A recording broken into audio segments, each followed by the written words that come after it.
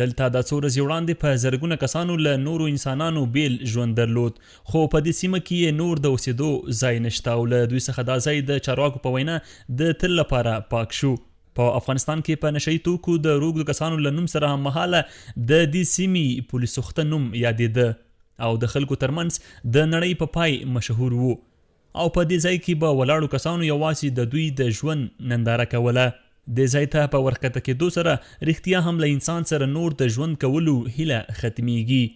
د سرپرست حکومت د کورنۍ چارو وزارت له نشه یي توکو سره د مبارزې معینت مسؤلین وایي چې د کابل ښار له بیلابیلو سیمو څخه د نږدې 15,000 په نشه یي توکو د روږدو کسانو د راټولولو ترڅنګ د دوی تر ټولو لوی مرکز پولیسوخته کې د روږدو کسانو پنډغالی هم ویجاړ او روږدي کسان د ژمي له یخي هوا څخه د ژغورلو او درملنې لپاره د کابل ضربستریز روغتون ته انتقال کړي دي. موږ په دې اوس کې چې د یخ سو د معتادینو وضعیت ډېر خراب و، هوا ډېره یخه وه، خطر د مرګ و. نو اسلامي امارت تصمیم ونیوی چې معتادین مکمل راټول کړي او هغه داسې د صحت مرکزو ته انتقال کړي چې هلته هم تداوي وسي، هم د یخ څخه وساتل سي. په دې حساب تقریبا په دې اوس وختو کې چې اوس موږ سره په یوازې په کابل کې موږ راټول کړله تقریبا 4,000 کسانو په شاوخوا کې موږ اوس په 1000 بستر چپخانه کې 4,600 په شاوخوا کې معتادین په الحاله راجمع کړي دي، والته پراته دي. نو نور هم اراده لرو چې د پاته معتادین هم راټول کو.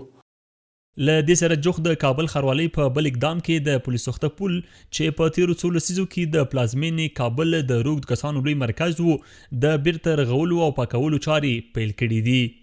بدون شک بعد از بسیار سالهای زیاد پرته له شکه له ډیرو کلونو وروسته د کورنیو چارو وزارت د کابل امنیه قومنداني او ورته نورو ادارو په همکاري هغه ځای چې په ښه نوم نه یادېده او د دې پل لاندې به نشه یي توکي کارول کېدل د یادو ادارو په همکارۍ له دې سیمې څخه ټول روږدي کسان راټول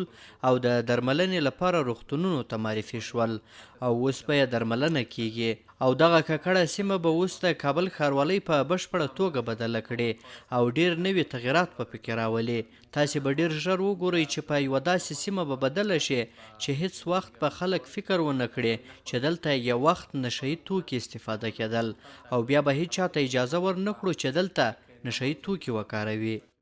د کابل ښار یو شمېر اوسیدونکي د حکومت له لوري په مرکز او ولایتونو کې د روږدو کسانو د راټولولو او د دوی د درملنې هرکلی کوي، خو زیاتوي چې په نشه یي توکو د روږدو کسانو د شمېر لوی لامل په اسانۍ سره نشه یي موادو ته د هغوی لاسرسی دی. دوی دغه راز غوښتنه کوي چې حکومت په دې برخه کې جدي اقدامات ترسره کړي. موږ له اسلامي امارت څخه ډیر خوښ یو او د دغه اقدام هرکلی یې کوو چې دوی ټول پر نشه یي توکو روږدي کسان راټول او د درملنې لپاره روغتون ته انتقال کړل. موږ له حکومت څخه هیله لرو ټول هغه کسان چې نشه یي توکي پلوري هغه ونیسي ترڅو دغه روږدي کسان نشه یي توکو ته په اسانۍ سره لاسرسی ونه لري. پولیسوخته هغه نوم چې د ټولنې اکثریت خلک ورسره اشنا دي، د دغه نوم په اورېدو سره خلک فکر کوي چې د هغه ځای دی چې دلته یو روغ انسان خپل ژوند پای ته رسوي. پولیسوخته هغه ځای دی چې دلته په زرهاوو دنګې ځوانۍ ورژېدې، دلته د میلیونونو انسانانو ژوند او هیلې د خاورو سره خاورې شوې. په دغه ځای کې پر نشه یي موادو د روږدو انسانانو ژوند یو کتاب کیسې له ځان سره لري. CMG ته د روږدو کسانو ضربستریز روغتون ته له ډیرو هڅو کولو وروسته د ورتګ اجازه ورکړل شوه.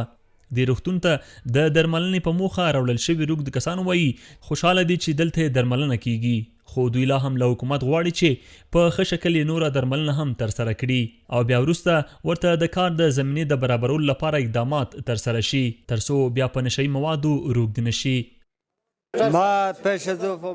زه روغ وم، مستریتوب مې کاوه، د ځینو مشکلاتو له امله روږدی او ژوند مې په دې حال شو، هر څه رانه پاتې او اوس خوښ یم چې درملنه مې کیږي او بیرته خپل پخواني ژوند ته ورګرځم.